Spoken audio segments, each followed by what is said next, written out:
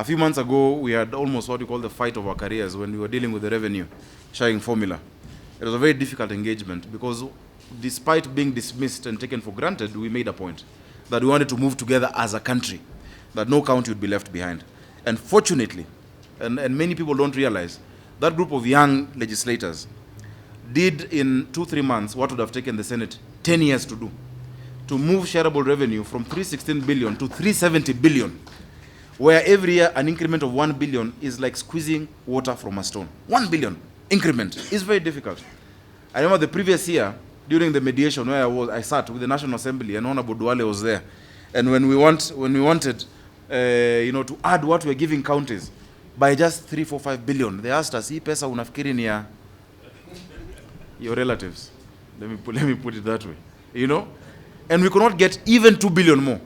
And that's why in the previous financial year and the one before that, counties remained at 316.5. But because of kichwa ngumu, and because of resolve, and because of believing when you're doing the right thing, and I tell leaders, never fear to be misunderstood. If you're doing the right thing, especially young leaders, if you're doing the right thing, if your conscience is clear, you do it. They'll understand later. Do it. And because of that, and the intervention of the president, we moved to 370 billion shillings. 370 billion shillings to our counties.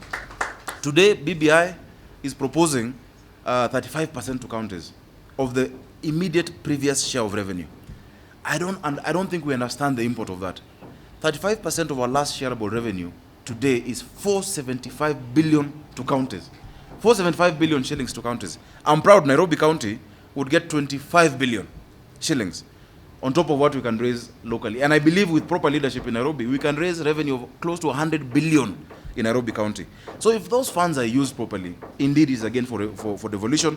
And I believe it is again for youthful leadership, because those are the marks that we've been able to leave.